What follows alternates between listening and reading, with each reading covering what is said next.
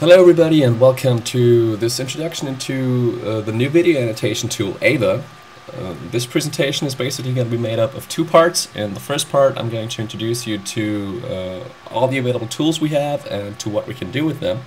And in the second part we're going to have a little bit of a look at some kind of real-world scenario in which we could use e.v.a. So for the first part I've created a dummy movie which only shows a gray screen for about 30 seconds, and I already have a project for this, so all we have to do is open up the project and there we go. Down here we have standard movie controls, play and pause button here in the middle, and two buttons by which we can navigate through the movie. We can navigate by just clicking on them, so we go frame-wise through the movie, which is indicated here as you might see. And if we hold the buttons down, we can go fast forward or fast backward. Of course, we can also navigate by clicking and dragging this little knob right here in the media progress bar.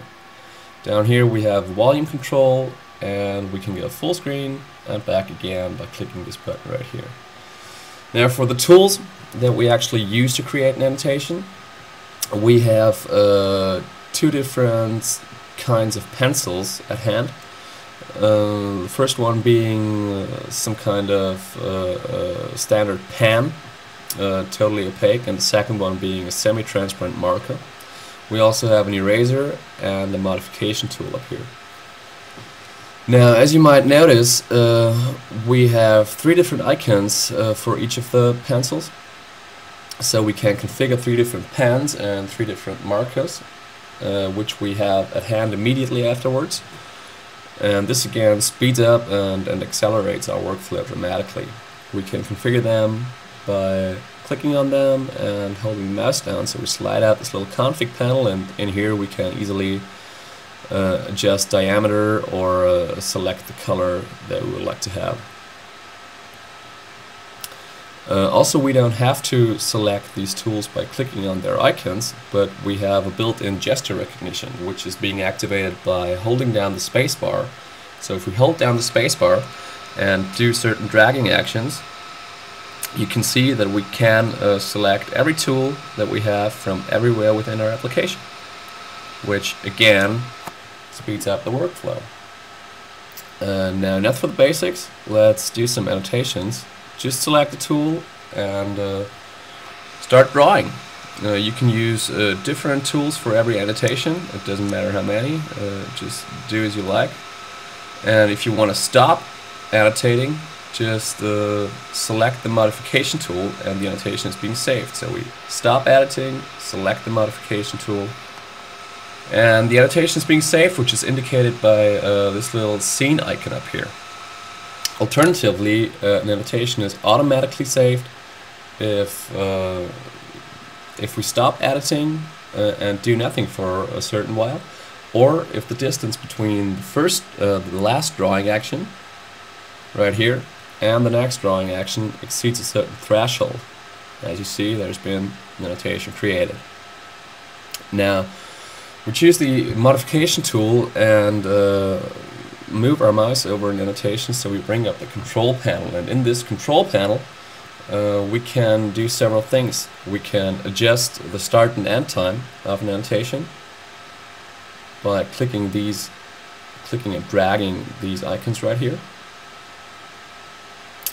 And as you see, if we move the mouse over an annotation, the duration of the annotation is being marked in the media progress bar right here. So whenever we hover the mouse over an annotation, we immediately get a clue about its start and end time. If we single click these icons, we can jump directly to the start or directly to the end of an annotation. We can also jump to the beginning of an annotation by clicking its respective scene icon right here. The next thing we can do within the control panel of an annotation is merging two annotations. We merge two annotations by just clicking and dragging this little icon right here and pulling it over to another annotation and releasing it there. So now we have two annotations merged together into one. And we can also, of course, delete an annotation within the control panel by clicking this little fella right here. Alright. The next thing and the last thing I want to show you in this first introduction is how to animate an annotation within e.v.a, which is really easy.